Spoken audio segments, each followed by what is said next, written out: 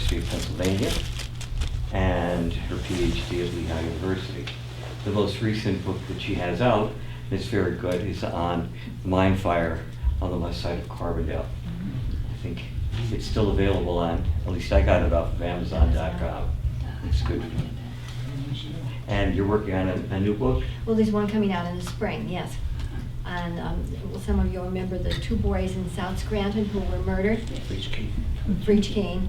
And I have a co-author for that, Paul Mazzoni, who was the DA who prosecuted the case.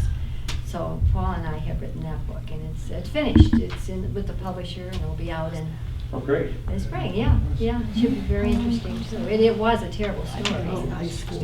It was the hardest book I ever wrote. I was a junior. Sad, very sad. That's it. And Judge Munley has the honor of being married That's to right. her. You know, just we have to Of get course. used to that now. If Hillary makes it in, then we'll have the first man of the White House building. That's right. Right. That'll be fun, won't it? Yeah. So, again, we'd like to welcome Dr. Munley in a presentation on Hugh Brady. Hugh Brady, okay. May I go to the podium? I have some papers I can read from, actually, you know.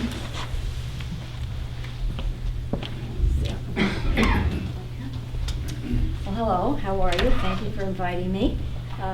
I thought when we spoke, Mr. Casey had said maybe to speak about the mine fire in Carbondale, but I was thinking that my dissertation was about the rise of the Democratic Party in Lackawanna County from 1920 to 1960, and because Hugh J. Brady was such an important part in that might be a much more interesting topic for the Archbald Historical Society, because time has passed, of course, since the 1930s, and many of you who are younger would not necessarily remember Brady, the name, or even know anything about the name Brady, and some of you who are in politics, perhaps even from your families, would have heard of his name, or as children might have even known him.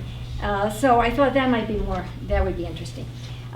This is a section of my dissertation that I wrote for my doctorate at Lehigh.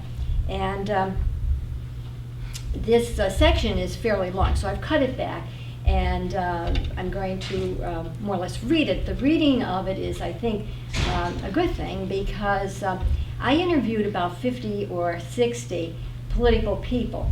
The vast majority of them have now passed on. And they gave me some really good stories and some very important information also. And all of that is in my dissertation. And this section contains a lot of information from those sources. One of the sources that I quote extensively is someone that you would have known about. He came originally from Germany. He was Justice Michael Egan, who was a DA in Lackawanna County. And he was when I interviewed him, he was a justice on the Supreme Court. And he was a wonderful person to interview. He, of course, could talk about the past. He was one of the first successes of the Democrats in Lackawanna County. So those kind of stories are embedded in this piece, all right? I also, with some help from an assistant, found some interesting little articles from the Scranton Times, and most importantly, I think, a picture of Hugh Brady, who was quite a distinguished-looking man. And the interesting thing about him, when you read it, is that when he passed away, he was considered elderly in the Democratic Party. He was 57 years old, and at that time, the idea was that was pretty old, and some of the newer people in the party were the ones that were kind of after him to move on, actually, but he passed away. Let me give you a little local color first before I go into the politics of this man. Mr. Brady, Hugh Brady, was married to an Archbald woman. Her name was Jane or Jenny Cawley Brady, and they had 2 children. James Brady, who became the district attorney of Lackawanna County and then later on became a judge in the Court of Common Pleas. And they had a daughter, Grace Brady, who was married to Dr. Edward McGuire. And his children are now deceased, obviously. Brady built and lived in a house at 387 Main Street in town. He was the tax collector for just about all of his political life, and his tax collector's office was located in this house. Across the street, he built an alcohol distillery, which was, I'm told, a very nice building, but it burned down. Some of you might remember the distillery on Main Street, I don't know. There he produced a number of whiskeys, including McHenry, and there's a little piece on one of the boards showing you an ad for McHenry whiskey. So that's there. Brady was not a native Archbaldian. He was born in Pittston, Pennsylvania on July 15, 1888, and he migrated with his parents to Archbald. His first employment was as a sewing machine salesman, and later he opened a tavern in Archbald on South Laurel Street. He had this for a while, but then he left this business, and in 1921 he was elected tax collector and was re-elected every 4 years without opposition until his death in 1945 at the age of 57. In Archbald, Archbald was the base of his political power, where he never failed to receive majorities in elections. He ran in Archbald of a 10-to-1 majority, which is enormous. In the late 1920s and early 1930s, he was county chairman of the Democratic Party, a position he would hold for 11 consecutive years. In 1938, he was opposed for the position of county chairman by then DA Michael Egan, and he defeated Egan in a very close election. He only beat Egan by 17 votes for the chairman. The next year, he gave up the chairmanship and was succeeded by Mike Egan. He sought the position of state senator in 1938, but lost the Democratic nomination to Senator E.J. Coleman, and he supported the victor in the November election. So, as I said, my paper is part of my doctoral dissertation, and one of the reasons I wrote on this topic to begin with was that the Democratic Party in Lackawanna County when it came to power, was an extremely important Democratic Party in the state. There were three major strengths for the Democrats in the state of Pennsylvania in the 1930s and 40s and 50s. One was Philadelphia, one was Allegheny County, and then there was Lackawanna County. And today, when we see how politics goes, it's hard to think of those times, but it really was. It was one of the, as I say, three strongest Democratic counties in Pennsylvania from 1930 to 1960. This paper, I focused on the strategy the Democrats, largely dominated by Irish American Catholics early on, used to overcome a long-entrenched Republican Party, a strategy which included exposing corruption in the inner ranks of the opposition party, organizing party tickets to attract new immigrant voters, new immigrants being those immigrants whose families were coming to America in the 1870s, 1880s, or they would be Italian Americans, Polish Americans, Russian Americans, and so on, and to try to attract them into the Democratic Party. And another strategy was developing an overall sound party organization. The Democrats of Lackawanna succeeded in making their party the majority party unit in Lackawanna during the New Deal era. And as such, New Deal politics and federal relief agencies gave the party a solid wedge to use to achieve victory.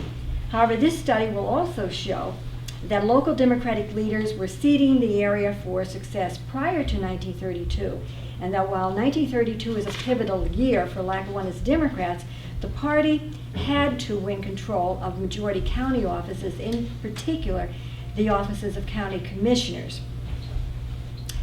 before it could control New Deal patronage from Washington to Lackawanna County. The Democrats achieved this in 1935 by capturing 2 of 3 seats on the county's governing commission.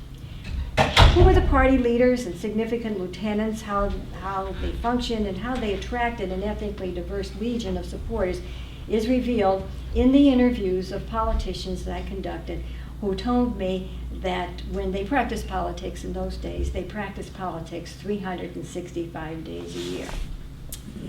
A little quote from Justice Egan. "There were always some Democrats," he said, "in Lackawanna County, but they were spread out all over the place. each in his own little area. They were all Irish, you know. The Irish have always loved politics and a good fight. And here in Lackawanna, they could have both. Political conditions in Lackawanna County until the 1930s were a microcosm of the state of Pennsylvania as a whole. Historians have said that Pennsylvania was in many ways like the one-party states of the South. In other words, the Democratic Party existed in Pennsylvania and Lackawanna County, but barely.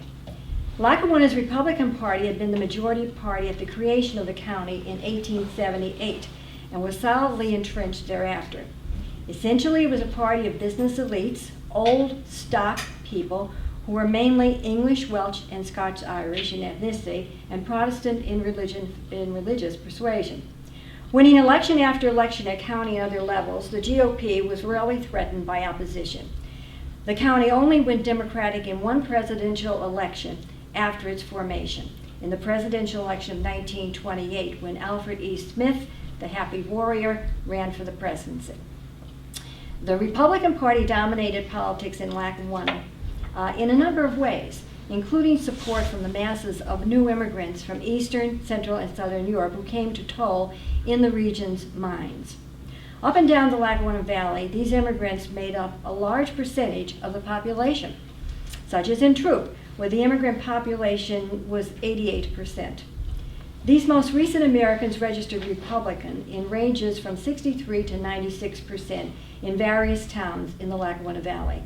One interviewee said that these towns in Lackawanna with high numbers of new immigrants were, and it's a quote, pretty much dominated by mine owners who were Republican. The towns were really owned by the mines, and the miners were under iron fist rule. At election time, these people were literally marched out to register and vote. While Republicans were deeply entrenched in the county as a whole, there were, however, pockets of lesser strength and a few Democratic areas.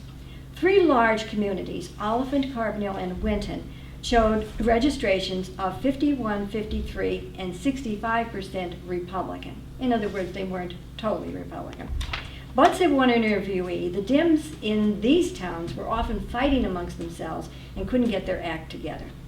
There were 4 areas in the county where the Democrats' act was in fairly good shape.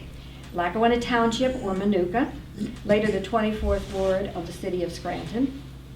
Archbald, certain large wards in Dunmore, the 3rd ward in Scranton, and Carbondale Township, that area north and south of Carbondale. Each of these islands of Democratic strength contained large Irish Catholic populations, in excess of 50%, and were the principal places relied on by the Democrats for producing Democratic majorities in elections. Although there were local Democratic organizations, leaders, and supporters to be found in other sections of the county, the very high concentration of Irish Americans in these regions gave the Democratic Party in Lackawanna the decidedly Irish complexion it had at this time. Lackawanna Township was said to have been 90% Irish. Archbald, about the same. Dunmore's 6th ward was nearly 85% Irish, with scattered Irish throughout the borough, ranging to 40%. Carbondale Township's Irish were mostly in the southern end of the township, the area that Carbondalians have always called the bush, famous for earlier Molly Maguire activity back in the bush. Okay? Democratic Party leaders came from these sections of the county and kept the party alive in the county by producing electoral successes in local elections. In county-wide elections, while not winning offices, this area of the party nonetheless provided hope for the party and encouraged its supporters to persevere. But if the Democratic Party were to emerge victorious, it would have to enlarge its support among voters throughout the county and challenge the long-entrenched GOP. Democratic leaders generally agreed on some key interrelated strategies to achieve results. Number 1, undermine the Republicans' hold on areas that were marginally Republican.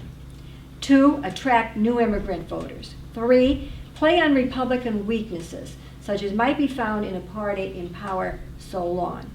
And lastly, the Democrats needed a leader, a driver, said one interviewee, to drive the cart, someone to run things.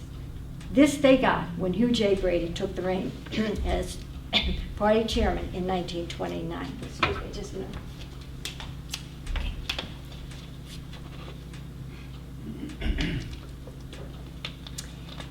This is a quote. He was a huge man, over 6 feet, and broad, with black hair. One of the Black Irish, you know. He had a booming voice. Everyone was scared of him. At least I was. I guess it was awe, because I was a young fellow in those days. I'll never forget him, though. He made the party, but there were those who hated him, jealous, or felt he was a dictator. He wasn't very well organized. They used to say Big Tim carried his office in his pocket. They also called him Huey, but never to his face. Everyone called him Mr. Brady, so far as I can remember. This is an interesting interview that I had. It was with a man by the name of John Cuff, who was a funeral director from West Scranton, who's dead now. But it was a wonderful interview. The man who became the first major leader of the Democratic Party in Lackawanna as it began to pull to victory in the 1930s, Hugh Brady, is acknowledged to have been one of about 5 men, all Irish in ethnicity, who controlled the fledgling party in Lackawanna in the 1920s. Each man represented a section of the county where Democrats had some clout. Brady in Archbald, Josie Langan in Wenton or Jussa, Edward Healy of Carbondale, Joseph Lally of Mayfield, and John Lennon of Carbondale Township. These leaders had developed in their respective areas a local organization and some following. Brady's power was on the rise after his defeat of Archibald's long-standing Republican leader for the office of borough tax collector. Thereafter, his base assured in Archibald, he went about the valley, seriously uniting dissenting groups and drawing politically influential families into the party organization. His Democratic organization, like the party in general, was mainly Irish and Catholic, composed of self-made men of relatively limited formal education, but possessed of boundless energy and political acumen. They all agreed that a major goal for ultimate success county-wise would be bringing new immigrants into the party.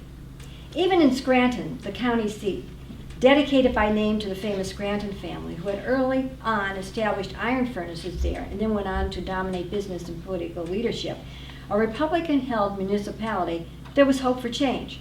In 1921, Democrat John Durkin, a popular businessman from Scranton's west side, cross-filed on both party tickets for mayor, developed a platform calling for mine cave damage reform, succeeded in wresting control of that office from the GOP by a scant 2,300 votes.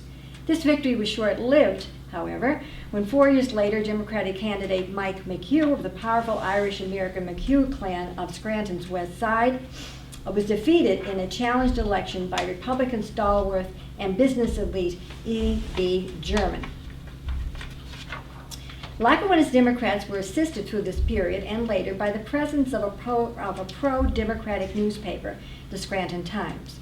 One of 3 major papers enjoying countywide circulation, the other 2, the Republican and the Tribune, later merged into the Scranton Tribune, were decidedly pro-Republican. Owned and published by E.J. Lynott, a well-known Irish community leader and enthusiastic, if somewhat covert, Democratic activist, the extent of Lynott's actual influence in the inner circles of the Democratic Party is shaded in history. He was said to have been mainly useful for financial contributions, advice and direction, as well as, of course, his journalistic support. Lynott and family nonetheless worked, according to observers, to help restructure the Democratic Party and place it under the direction of one county-wide leader. Although it is commonly agreed that Brady was not viewed with enthusiasm for this position by the Lynotts. They would in fact ultimately denounce him and urge replacement of him. In 1929, Patrick Higgins of Scranton stepped down as Democratic County Chairman and named Hugh J. Brady as his successor, a post Brady held until 1939. As chairman, Brady was responsible for building a party edifice that succeeded fairly well during a time when the party still ran up against large Republican majorities countywide. He is credited by interviewees with creating a sound, centralized political structure with authority vested in the chairman. The executive committee of the county organization under Brady was comprised of close friends and political allies of the leader. It had been an overly large group before Brady. Now he trimmed it down and held only infrequent meetings. Brady solidified his absolute hold on the party apparatus by reserving to himself the power to appoint all subcommittees, call all meetings, and only he was responsible on a day-to-day basis for the party's business. In truth, Brady used the county committee as an advisory group, to whom he turned or not at his discretion. Patronage, which eventually in the 1930s would flood into Lackawanna Democratic hands by way of the New Deal, was handled directly and informally by the chairman. Likewise, Brady maintained absolute dictatorial power over the slating of candidates for office. A quote, "If Brady said you're going to run for whatever, you ran. If he said, no, you can't run, you didn't." One of Brady's more important early successes was in bringing funds into dry county coffers, an effort that became more successful in the 1930s when Democrats began to win some important county positions. As a local leader in Archbald, Brady let local leaders run their respective organizations, but he also understood the need to develop a visible county party, and to do this, money was necessary. It was needed to run candidates in particular. To this end, Brady instituted a number of social activities designed to provide Democrats with a sense of general well-being while at the same time raising money. One such activity, founded by Brady but continued as the party's chief fundraising activity years after his exit, was the Democratic Party dinner, held the Thursday night before the general election. The dinner and the printed program are credited with building up the party's treasury, as well as contributing to a sense of commonality and purpose at election time. Between 1929 and 1930, important transitional years for the Democratic Party in Lackawanna, their political ship was captained by the strong Brady, whose perhaps most auspicious success, in addition to organizing the various factions of the party, was in gradually drawing the thousands of former Republican new immigrant people into the Democratic Party. However, Brady and the Democrats of Lackawanna succeeded because the fortunes of the Republicans started to wane as the GOP faced a number of local problems in the county, including in particular the Great Depression and the onset of the New Deal. Ironically, Brady's overthrow is tied to these very elements.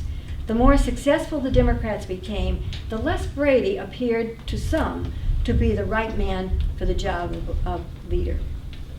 1 year prior to Hugh Brady's assumption of the Democratic Party chairmanship, Lackawanna Democrats pulled together to mount a successful county campaign for Democratic presidential candidate Alfred E. Smith. Lackawanna's Irish population responded enthusiastically to Smith's nomination, and the Democratic organization applied itself to the campaign with an unusual spirit of militancy and grit. Focusing on Smith's happy warrior image, the presidential campaign had, according to some observers, an overall level of excitement and hoopla rarely seen in Lackawanna County presidential bouts. Local Democratic leaders stood in the vanguard of the Lackawanna campaign for Smith. Brady, a delegate to the Democratic National Convention in Houston that had nominated Smith, and others staged rally after rally throughout the county. On the eve of the election, a giant rally was staged in Scranton's Town Hall, where the key speaker was Clarence Darrow, the famous attorney. Throughout the campaign, Democrats hit on two issues: the Democrats' support for the working man and religion. In the former instance, Smith's supporters aimed at gathering votes from those groups in the local social order who had up to this time voted Republican, but as laboring men, and women, we assume too, could be enlightened into seeing the foolishness of their support. That's an interesting statement, and it's interesting for you to know where that statement came from. It's actually a quote. It appeared in the Scranton Times. So the Times was very political in those days. This strategy was aimed especially at new immigrant people, but was also designed to entice anyone who fit the definition of working person. The second issue, religion, a national issue in this campaign, was an old political dividing line in Lackawanna County. Irish Catholics consistently lined up on the side of the Democrats and Protestants with the GOP. But the new immigrant people, who were mostly Catholic, had not been swayed by this fact. Now Democratic leaders linked these two issues, labor interests and religion. In the Smith campaign in Lackawanna, this strategy was designed to forge a realignment of new immigrant people to the Democratic Party. It was not difficult for Lackawanna's Democrats to play up the religious issue in the Smith campaign. The Republicans did it for them, nationally, statewide, and locally. The Women's Christian Temperance Union of Pennsylvania, for example, which supported Herbert Hoover's candidacy, held their 54th annual convention in Scranton in the fall of 1928, right before the election, and used the occasion to send out a strong message of opposition to Smith because his position, quote, condoning liquor condoned drunkenness. Around the same time, a group of Methodist ministers met in Scranton and declared that Smith's election would put Rome in the White House. Not to be outdone in this line of rhetoric, the local Ku Klux Klan donned sheets, burned crosses, and marched carrying banners declaring Smith's election a threat to America. On Election Day, 1928, Lackawanna County voters went to the polls and returned a vote that gave Smith a victory of 6,155 votes over Hoover. Turnout in the county was a high 83%. Hoover, however, carried the city of Scranton by 3,714 votes. Smith carried with substantial margins areas of the county that had been Democratic before 1928, like Archbald, Winton, and Lackawanna Township. But Smith also won in marginal regions and in wards and districts containing substantial numbers of new immigrant people. He also won surprising victories in traditionally strong Republican communities, such as Dixon City, Oliphant, Mayfield, Vanley, Old Forge, Troop, where Republican registrants outnumbered Democrats 3-1. The Democrats promptly announced that these results pointed to the fact that new immigrant people and other Eastern European peoples and Southern European peoples had turned Democratic. An analysis of the 1928 election reveals a high correlation between religion, Catholicism, first and second generation white Americans, and the vote for Smith in Lackawanna communities. However, Democrats were quick to point out post-election there were still a number of regions of the county where new immigrant people resided that showed little evidence of changed voting patterns, such as the lower valley towns of Taylor and Woozy, and mid-valley areas like German and Blakely. In Scranton, long a WASP bastion, the commonly held view was that the new immigrant people was submerged by the strength of the GOP majority. The Scranton Times attributed Smith's victory to straight ticket voting, Democrat and Republican votes for Smith in some traditionally strong Republican areas like Scranton, German, Blakely, and the rural townships, and split ticket voting in other regions, as for example in Old Forge, a community with a large, more than 60% new immigrant population who supported Smith and the Republican congressional candidate, splitting their votes. After this great victory, Lackawanna's Democrats felt confident, though, of future success. The onset of the Great Depression in 1929 was to be the ultimate defining event for the party's future. Lackawanna's Republican Party was already beginning to fall prey to a number of forces of internal disorganization when the Depression settled in on the region's economy. The 1930 Pinchot candidacy for governor of Pennsylvania is a case in point. Lackawanna's Republican organization split over Pinchot, who was viewed by some people in the party's old guard as not a real Republican, according to one longtime Republican stalwart and local political leader. For Democratic strategists, the most effective use of this weakness would be to aim at capturing some offices by cross-filing, thereby opposing the GOP on its own ground in the primary election. The prime target for this strategy was the position of U.S. Congressman, a Republican position during most of the county's history. Patrick J. Boland, of solid Irish American Democratic credentials and a friend of Brady's, announced his candidacy for Congress in 1930. An organization man, Boland nonetheless maintained a large loyal following of personal supporters and influential political allies, including some well-known Republicans. Boland took advantage of these independent connections in his campaign by developing a group known as Boland Republicans. This group were to register as Republicans and vote for Patty. It worked. Bowen won. The first Democrat since 1919 to be elected to Congress from Lackawanna, a major event in the fortunes of the Democratic Party in Lackawanna County.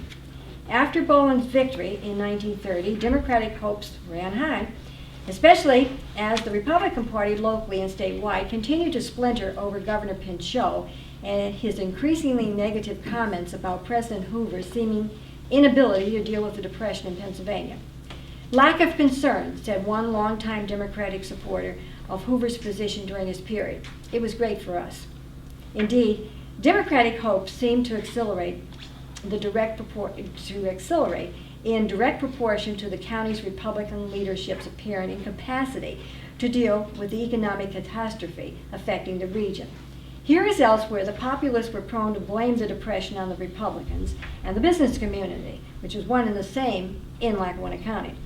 The Democrats made the most of this. Although Lackawanna Democrats hoped Smith would be the Democrats' presidential candidate a second time in 1932, they fell into line behind Franklin Delano Roosevelt after the Democratic Convention nominated him. Brady and Company, who attended, initially felt FDR would be a hard sell to the electorate in Lackawanna. Smith's Catholic working-class image had clearly been a boon, but the 1932 presidential campaign took off anyway. The Depression was it. And given the increasing unemployment and overall depressed nature of the county, Lackawannians were anxious to vote against Hoover. Both party leaders urged for a man and a party who understands the problems Americans face. FDR carried Lackawanna by the relatively narrow margin of 6,161 votes, receiving 53% of the votes cast, the same percentage Smith had in 1928.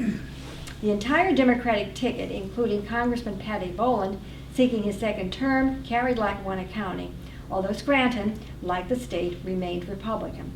Political insiders say that 1932 turned the tide for the Democrats in Lackawanna. Irish and other minority ethnic groups voted Democratic, according to these observers.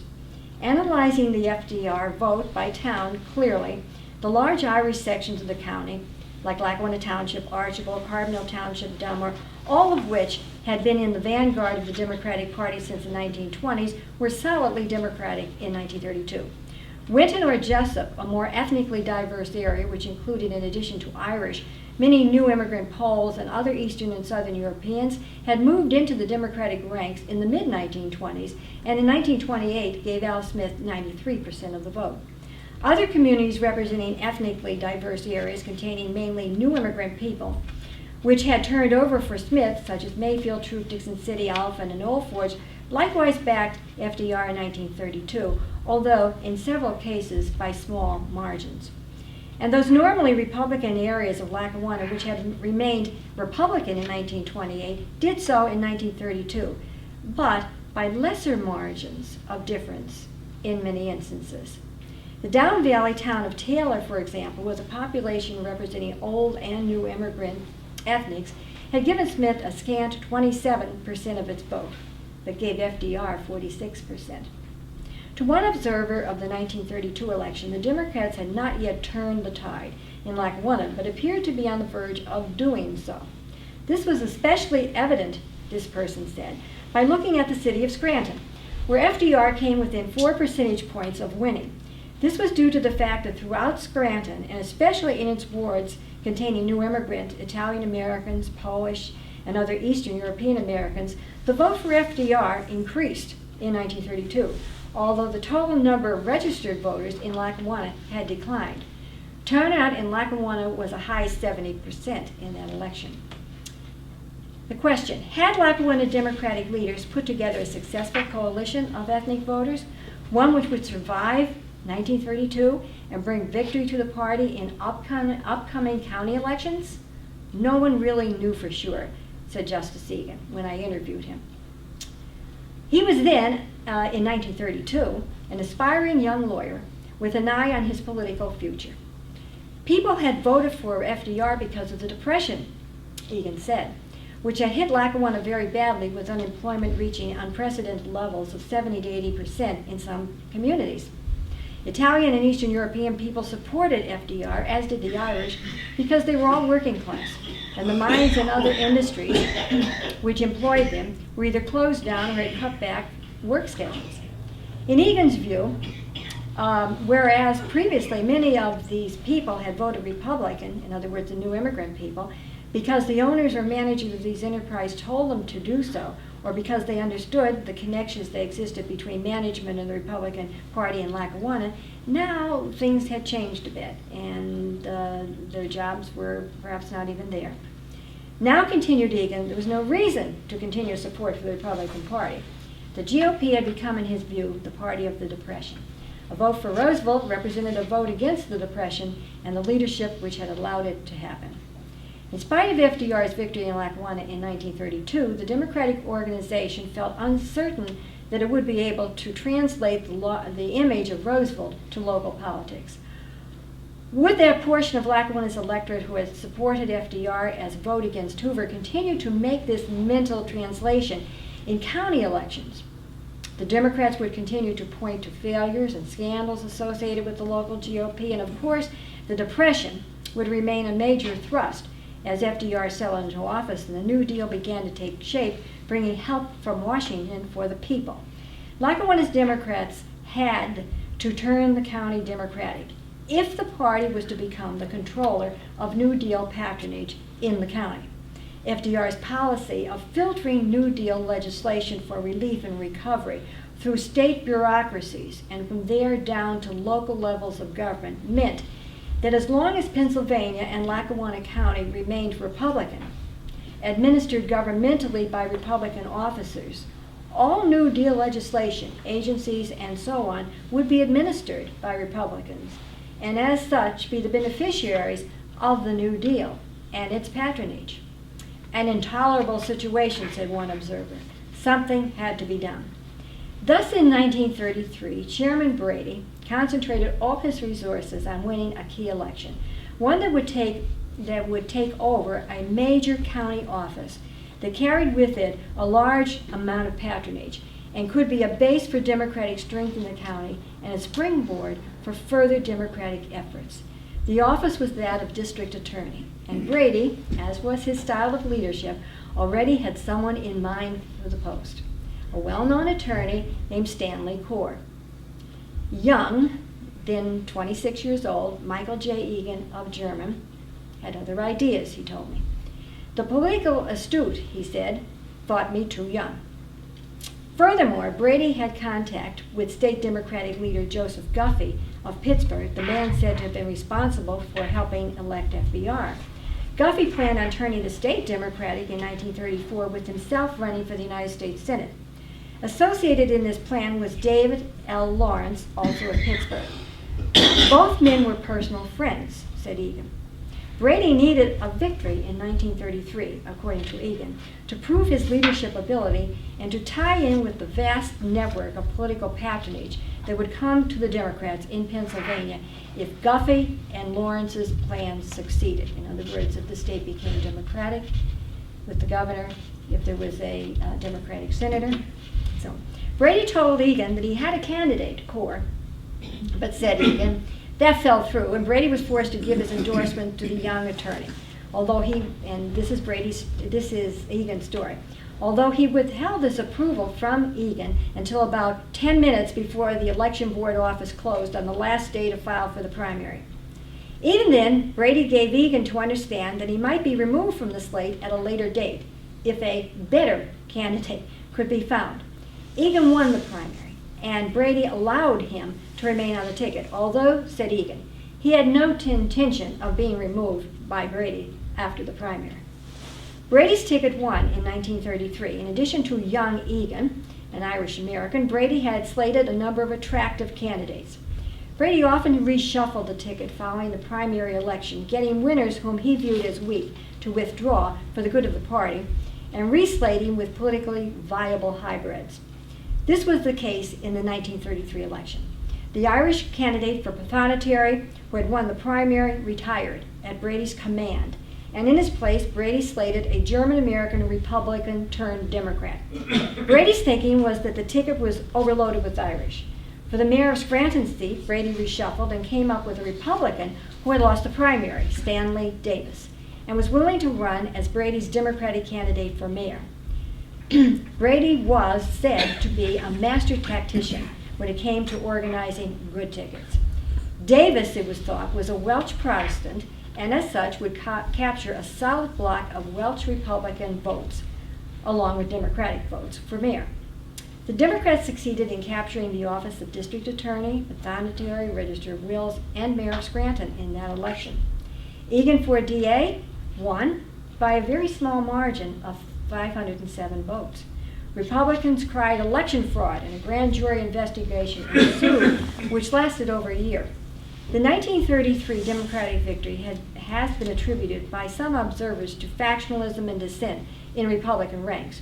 Brady's clever balancing of the party's ticket, deliberately reducing the number of Irish and offering other viable ethnic groups to the electorate, in this case a German American and a Welsh American, did bring some Republicans into the Democratic camp, at least temporarily.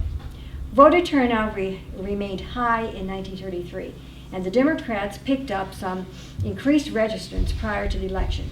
Voting patterns up and down the valley reveal that in 1933 the Democrats held their own in normally Democratic areas, picked up some votes in communities that had turned over for FDR in 1932, but in general, in marginal areas which had supported FDR in 32 had not done as well as before, or with Roosevelt or with Smith.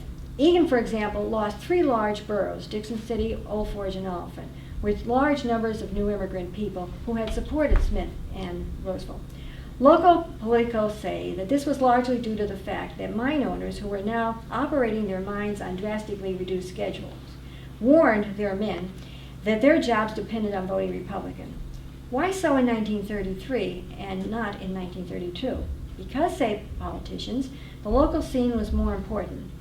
County leadership was the core of Republican strength. This was not the case of the national level. Moreover, early New Deal aid was coming into Lackawanna County and was going through Republican hands, and the Republicans wanted to hold on to it. Additionally, few people felt that Egan and his co-candidates would win. Why take a chance for a party that seemed likely to lose? Next year, 1934, was the gubernatorial election. The gubernatorial campaign was a campaign that would have deep ramifications in Lackawanna, as elsewhere throughout the Commonwealth. It revolved around support for or rejection of the New Deal, with some added local color. Questions involving the 1933 election fraud of the Democrats in Lackawanna were still pending. In addition, neither Republicans nor Democratic parties locally were really internally secure. The Republicans continued to be plagued by old guard and pro-Pinchot divisions. The Democrats were also less than united. Congressman Bowen, seeking his 3rd term, was being challenged by a former Democratic Congressman, Patrick McLean, who charged Bowen with disloyalty to the New Deal and nepotism. Discontent with Brady's leadership as chairman was beginning to surface. The man who carried his office in his pocket and ruled the party appeared increasingly intractable and out of date, especially to the younger men, like D.A. Egan, who had his own political aspirations and ideas about enlarging the party's base of support and knew that Brady had not wanted him. That in a manner of speaking, he, Egan, had won in spite of Brady. Democrat Earl, candidate Earl, won the gubernatorial election in 1934, but lost in Lackawanna County, lagging behind FDR and Egan even in the regions of greatest Democratic support. But Lackawanna's Democratic Party could view 1934 as a major victory because the party had broken through statewide, and this meant Democrats would now control New Deal patronage at the state level. Manna from heaven, said one stalwart. With Earl in Harrisburg and Guffey, Guffey, in the state Senate, Lackawanna would be in for their share of patronage and power. Anything is possible now, became the cry of the Democratic leaders. Seen this way, the Lackawanna County election of 1935 was pivotal to the future of the party. The prime target for Chairman Brady was the powerful office of County Commissioner, 2 positions really. The 1935 county ticket was a Brady showcase. Leading the lineup was Judge T. Linus Hoban, a World War I hero running for a full term as judge of the Court of Common Pleas.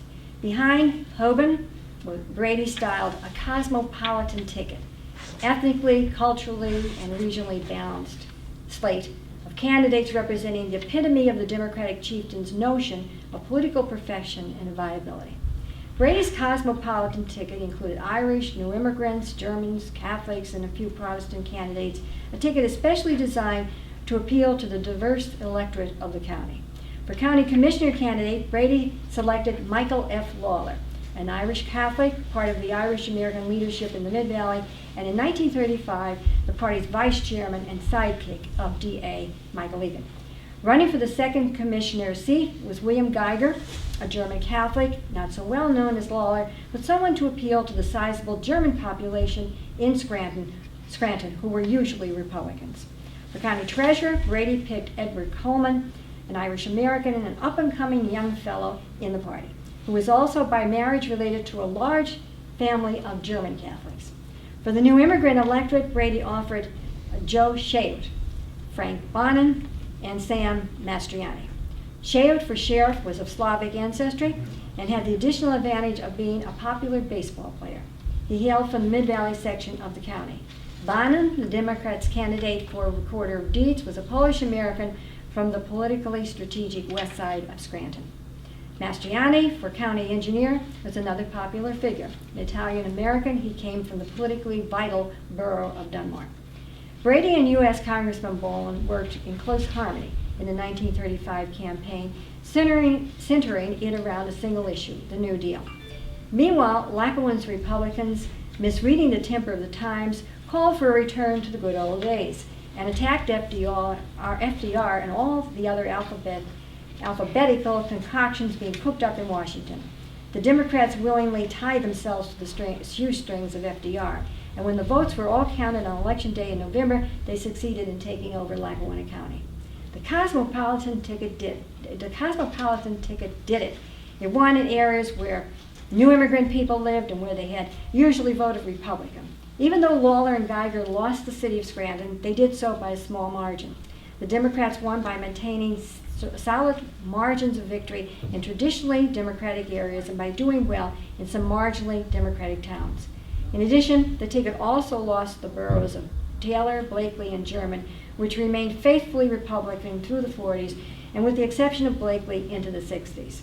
The ticket also lost the traditionally Republican, heavily Protestant rural townships, but again, not by the large margins seen previously, due, said one politician, to the increasing migration of Slavic Americans into these areas.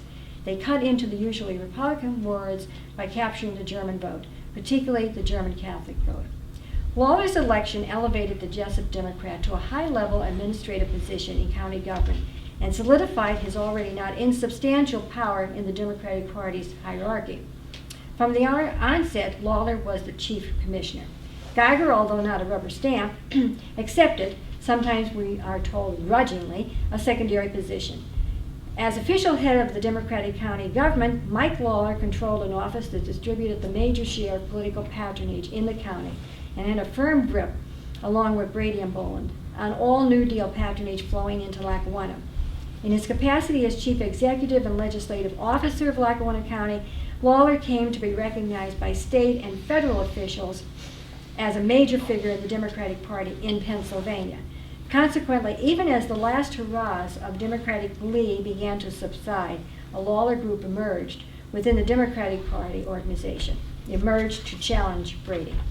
According to some, Chairman Brady had a sense of foreboding about Lawler and his group. Many say that the chairman had not wanted to slate Lawler for commissioner, but Egan, the Scranton Times, and others pressured. Some old Lawlerites maintained that Brady had wanted the commissioner's position himself, but that a consensus prevailed within the party leadership that while Brady was a good chairman, he did not possess the right temperament or demeanor to be a successful candidate for office.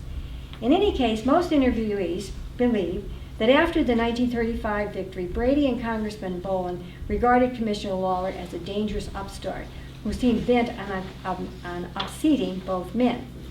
Consequently, these two older party leaders thought about running opposition against Lawler when he ran for re-election in 1939. Brady and Boland's thoughts about ridding themselves of Mike Lawler were never put into motion.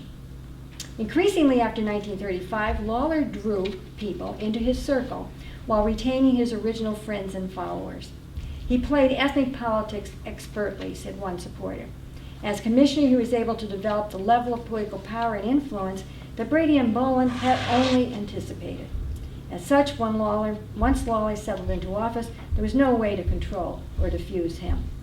Lawler's New Deal county organization enabled the commissioner to command a veritable army of county employees, all loyal Lawlerites. While Brady remained chairman, it was Lawler's style to defer, at least outwardly, to him.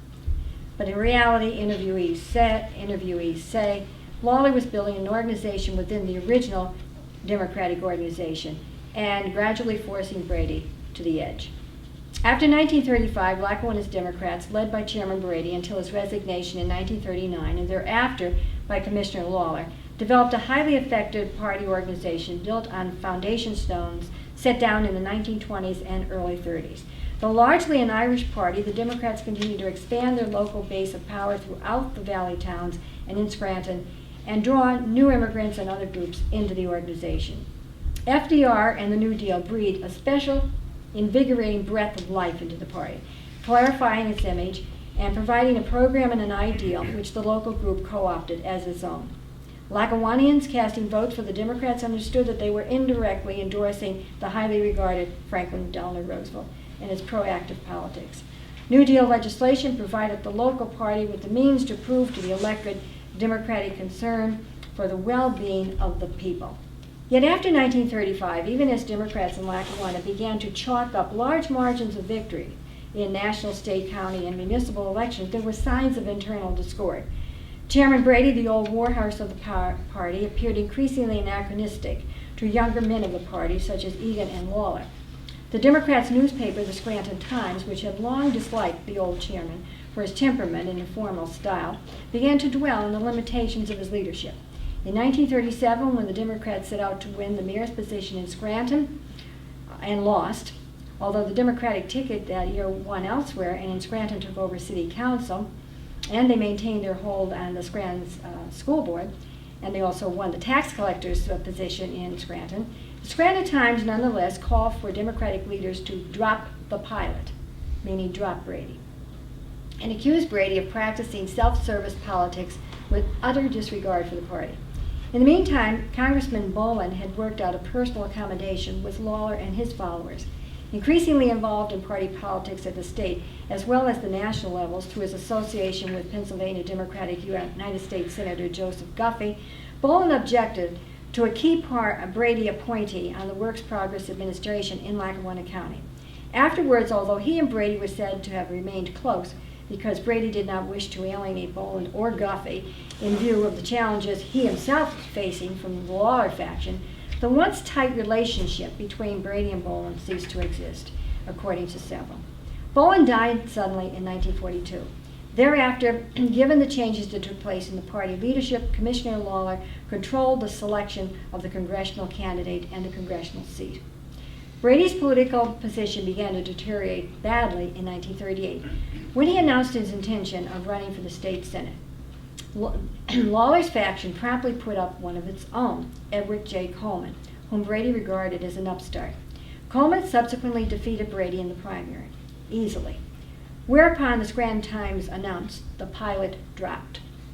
Brady's defeat, said the Times, meant that the Democratic Party in Lackawanna County had refused to follow Brady's leadership. The party called for the chairman to resign, and D.A. Egan announced he would contest Brady for the chairmanship. Characteristically, Brady chose to fight for the leadership. He won by the close margin of 17 votes. Egan described the chairmanship contest many years later, saying he had decided to run because of concern for the future of the party. The factions within it, he said, were serious, and if allowed to continue, the long sought-after majority the party now enjoyed could be lost. In Egan's view, the problem was one of leadership. Brady's organization was outdated. The New Deal had catapulted Lackawanna's Democratic Party into a more complex era, requiring skilled leadership and a new sense of direction. Brady just didn't have it. Moreover, said Egan, he had never really understood the concept of the cosmopolitan ticket and had continued to run the party as an Irish club. Brady had prevailed, but briefly, however. The next year, 1939, he voluntarily resigned, endorsing D.A. Egan for chairman of the Democratic Party.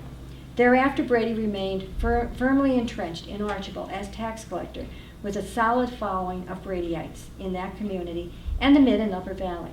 In 1941, he was still politically strong enough to spread the rumor of setting up an entire slate in opposition to that of Egan and Lawler, a ploy which, it is rumored, caused the latter to agree to promise the old chairman that his son James would be endorsed for district attorney when Egan was elevated to the county judiciary. Eventually, young Brady was elected district attorney and later judge, presumably completing the plans, it was said, Brady had for his only son. That's all. So, perhaps you'd like to ask some questions. I know that I've read it quite rapidly. I tend to speak fast anyway. But there's a lot there.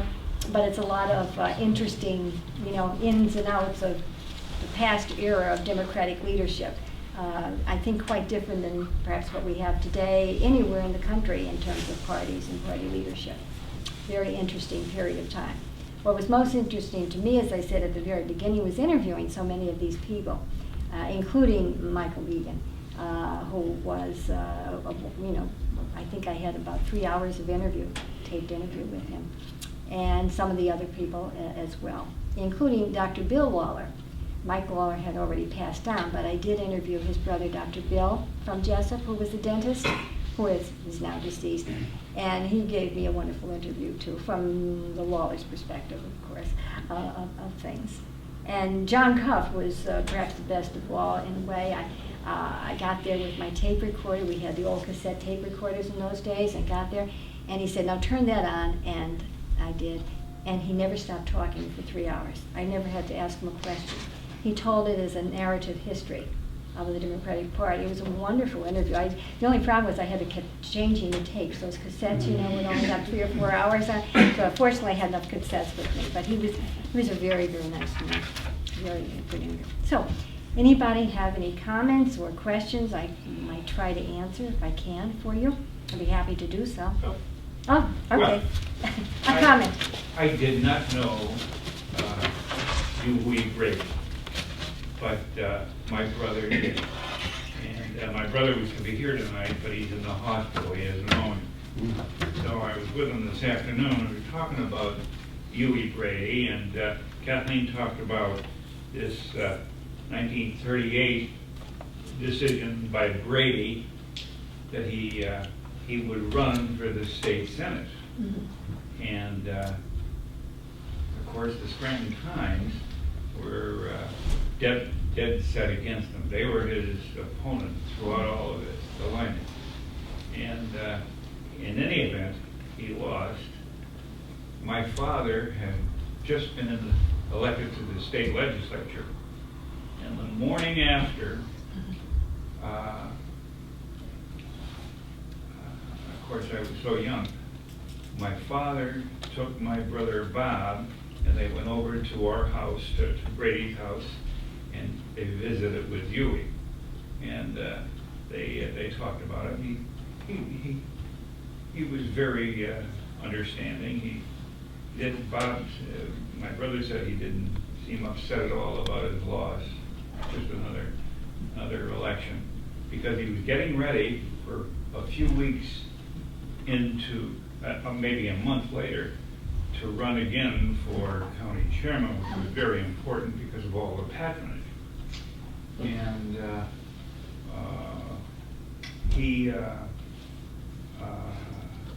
and of course, those that were anti-Brady saw this as the diminishing of the importance of Huey Brady. And so they, of course,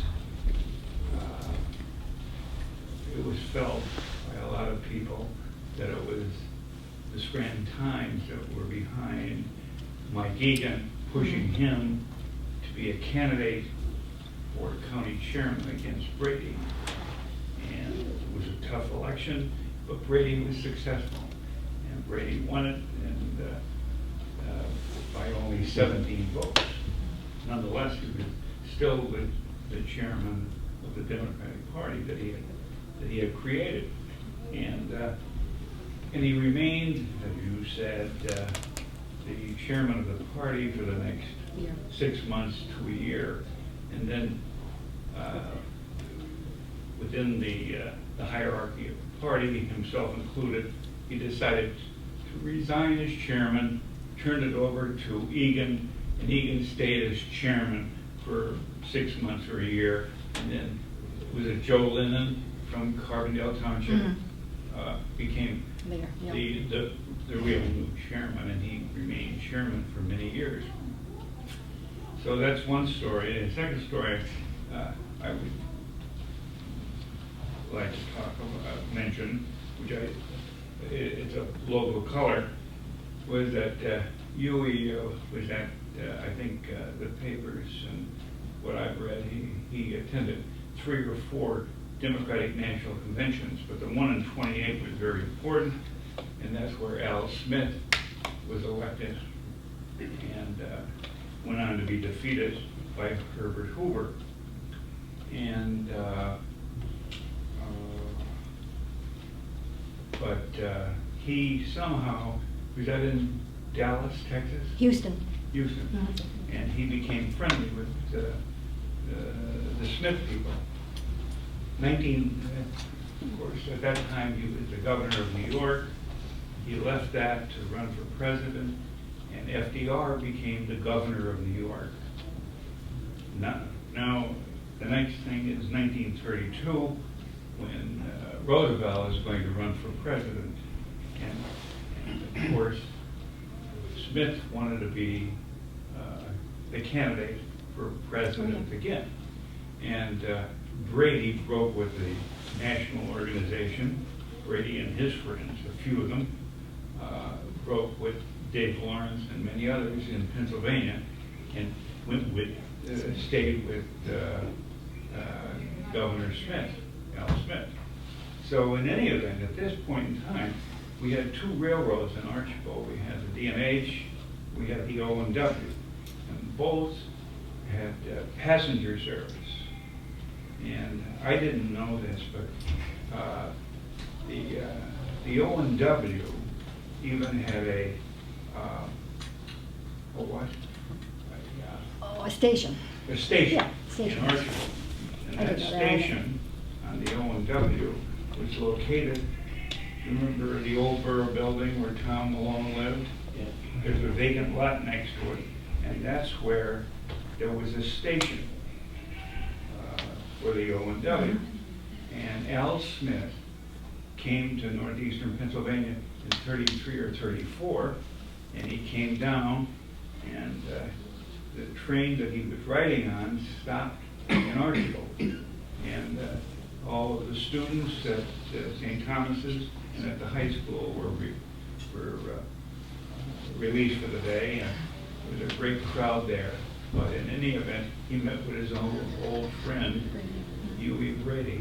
So I thought those are 2 interesting stories. There's not many people around that know. I didn't know them, but I've seen them in our house with my father. I was only 4 or 5 years old, but I was never in their house. But my brother knew him and was in the house the morning after he was defeated for senator by Eddie Coleman. Yeah, I just wanted to, thank you for doing this. I've actually read your dissertation, and I come into this with family history on an interesting angle. All 500 and some pages. I did. So I'm a Lynott, so E.J. Lynott would have been my great-grandfather. But on my mom's side, Hugh Brady's also my great-grandfather. I know. Oh, so it's so interesting because I'm hearing about how my 2 great-grandfathers hated each other. And, well, it's all politics. Exactly. But it's so interesting. And Jim Brady that you talked about is my grandfather. Uh-huh. And yeah. so Isn't that amazing? It's your mother, interesting. we know your mother. She's out of town, or she would have been here. Yeah, that's great. What's your name? Sharon Lynott. Sharon, nice to meet you, Sharon. Nice to meet you. Yeah, I know your parents. Thanks. This is exciting for me to hear. Oh yeah. We got some of the pictures. One of the pictures came from the Scranton Times archives. They were kind enough to send it, to me. They have a file there you might be interested in on Yeah. Brady Oh, okay. in their archives. I'll have to check it Yeah, out. so that would be interesting to see. It's probably pretty negative, I'm guessing. No, I think, a lot of it was just the nature of the politics of those Yep. days, and they were younger, a lot Well, of our family still has a bunch of, as you talked about the McHenry, he was a Yes. he was a major bootlegger during the Prohibition, Mhm. and we still have many bottles of it was called Paragon gin, Yeah. but it's clearly whiskey, and they're still sealed. Although at this point, about this much is missing in Yeah. it, and it says it's sealed as medicinal gin by the U.S. government. Yeah. It's clearly whiskey. Yeah. So Yeah. he also, I've been told, killed a man in a bar fight. So Oh, Hugh had. You wouldn't want to mess Very with Hugh Brady's. very strong person, I was told, yeah. He was, Kathleen talked about his size. They say he was 6'4", a very big man. Wow. And he talked about, bootlegger. Our home, his home that he built, we have a vault. And the vault is as big as this room here. And when we bought it from your aunt, Grace. Grace McGuire. McGuire, Dr. McGuire. we had to have the guts taken out of the door to the vault, so that, but in any event, the story is that's where he was stored during those periods. A lot of alcohol. Oh, yeah. That would have been expensive goods back then. Yeah. And then sold it to the government during the war when they needed alcohol, No questions asked. Are you aware of that? Are you aware of It's a that? good, interesting history. I was not aware of the vault. Yeah. Were you aware of him selling? I didn't realize that he sold it back to the government. They Well, were. he built he Mhm. built the distillery, and it was Archbald Run across the street. So then, he couldn't sell the whiskey, and he tried his damnedest to sell the whiskey. He was tax collector and manufacturer. So what he did was, where the building was, maybe a lot of people can remember the distillery. I was there the night it was burned down. Right behind it, he built a 3-story warehouse, brick warehouse, and he filled it with Mid-Valley Rye or whatever he was manufacturing. And then when he was finished with that, he bought 2 more Distilleries? facilities, Yeah. 2 more warehouses Oh, up mhm. in Simpson. And he filled them with the Mid-Valley Rye. And what We get a lot of happened, it. he was manufacturing this stuff for about 80 cents, 90 cents a fifth. But in 1943, with the war on, the government, the United States government, was looking for alcohol. And they were buying it at a lot more than 80 cents or 90 cents a It's fifth. something, And, it's amazing. Yeah. That's it. Yes. Good business. I remember the day of Huey Brady's funeral. Oh, okay. I was walking to school in front of Spillane's Hardware, Mhm. and they were preparing at your home for the burial. He was buried from your home. The house, yeah. And there was our cop, Lester Ort, an old-time cop directing traffic, and a little boy looking at the funeral from your home, Uh-huh. Isn't that something? 1947. Yeah, it was a big Tommy, funeral. what's very interesting? Huge. One of those articles up there have all the pallbearers, and one of them was Lester Ort's father. Was one of the Pallbearers? pallbearers, or the honorary pallbearer. That's trivia. Yeah. Isn't that something? Yeah. Yeah. So my grandfather was your grandfather or great-grandfather? Great-grandfather. Hugh, Huey. great-grandfather. Great. My grandfather was Huey's half-brother, stepbrother. Oh, I didn't even know that. Yeah. Huey's father passed away, and his mother married my great-grandfather. Oh, okay. Isn't that His something? name was James Cafferty, and at the time he lived in Scranton. And I don't know why they moved to Archbald, Uh-huh. but there were Caffreys and Caffertys in Archbald. I was never able to tie James to the Caffreys in Archbald, but there must have been something, because shortly after they did get married, they moved to Archbald. and and I think maybe his mother, his father was from Pittston, you said? Yes, he was born in Maybe Pittston. his mother was from Archibald. It could be, I don't know what her believe maiden name was. maiden name was Ruane. Oh, I believe that's her name's accurate. Ray. So they moved here, and my grandfather was a year younger than you. So you, when they got married, you was 10, and my grandfather was 9. So they grew up together in that house. Oh, wow. And in, I think it was 1909, you moved out, and my grandfather was still there. He got married, and then he moved out. I think to Laurel Street, no, not Laurel, someplace else, maybe down here. But, That's amazing. so then, talking about grandfathers hating each other, so, and also tying it in with the lack of maybe getting enough patronage Mhm. later on in the 30s. My father drove my grandfather, John Caffrey was his name, down to see you. And up to a point, they had been friendly and everything. But my grandfather needed a job. Whatever mine he was in closed down or whatever, or laid everybody off. So my father took my grandfather down to see you, and this would have been in around 1937, right around there, 37, maybe even 38. And he told my grandfather, and at the time they were on good terms, that he would try and, get him a job, but that he was having trouble getting positions. Mhm. So about almost a month went by, and my grandfather hadn't heard from him, and he went to, I think it was Mayor Healy in Carbondale. Mm. My grandfather at that time now, they lived in the bush in Carbondale. Oh, okay. So, and I think Healy was with a different faction, and supposedly some of the patronage was going through E.J.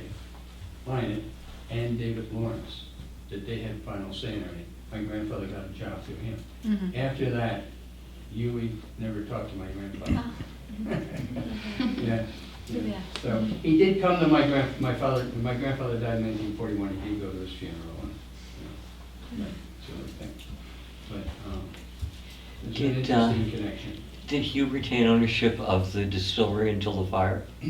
I don't really know much about the distillery. I think it was gone when I moved to Archibald. When he died, his will, he still owned it. I don't know when the distillery burned down or if it continued The land after. I think it did. He owned it and he left it to his wife. To his wife, yes. And, but his son, James, was going to run everything and advise his mother on it. Because his And, mother became the tax collector, I believe, didn't she? Jenny Breed? hmm. I don't know, Jim, do you know, What's that? at the time of the fire, did Mr. Brady still own the distillery, or? Oh, yeah, well, the family did it. Yeah, I thought it burned down during the war. No, Like it 44, was late 45. 40s. Huh? It was late Fire. 40s. Late 40s. I remember the fire. Late 40s? Late It was 40s. after. I don't know if it was after he 47, died. 48, 49, but I remember the Yeah, fire. Jenny must have, your grandmother must have still Great-grandmother. owned the distillery at that time.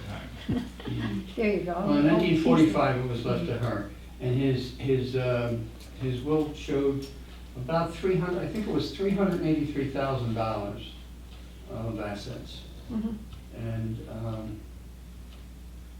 I had seen something else, though, that there was a property down in Florida that was not included in that. Hmm. Because I know he used to go down to West Palm or Palm Beach. He died in Florida. He died in Florida. Yeah, I just saw that. Yeah, he died in Florida.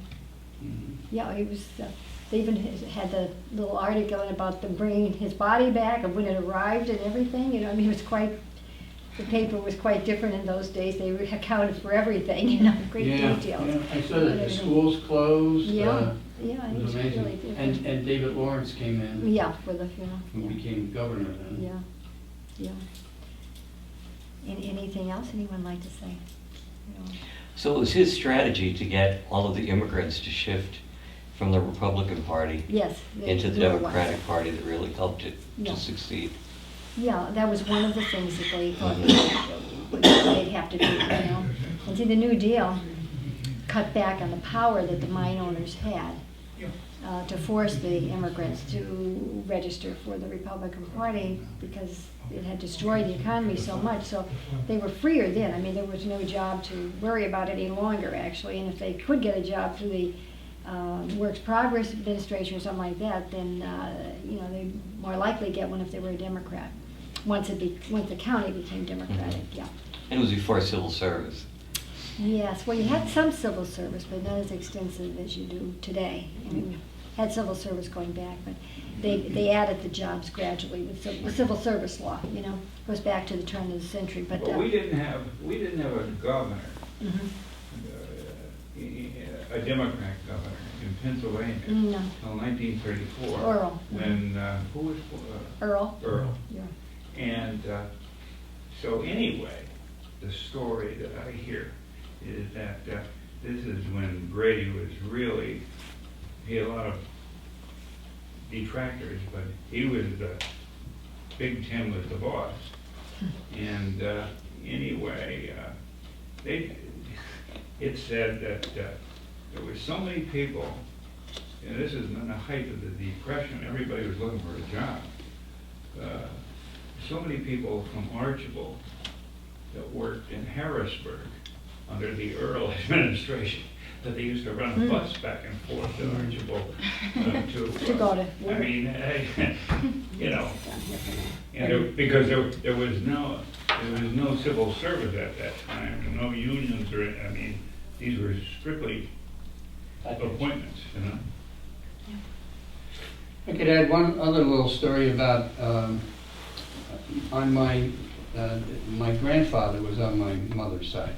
On my father's side, there was an uncle, and his name was P.F. Connor, and he was from Carbondale, and he was the county Democratic chairman.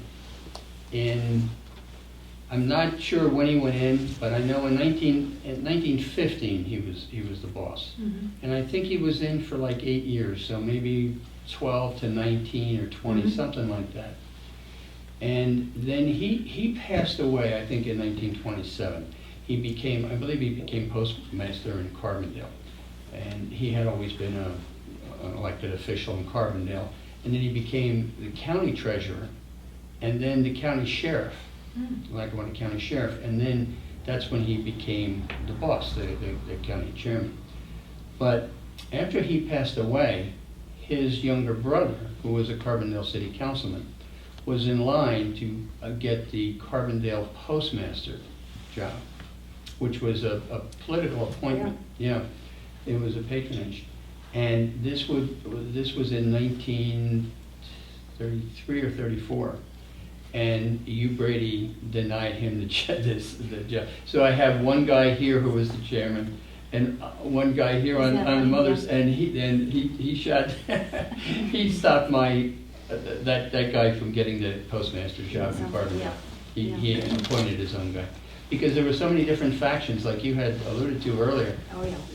There was probably 3 factions in Carbondale. Oh, easily. Yeah. The Irish all and the Bush and the 3 other kind of sections there, so. Yeah, because that was Carbondale Township. Carbondale Township, Rather yeah. than Carbondale City.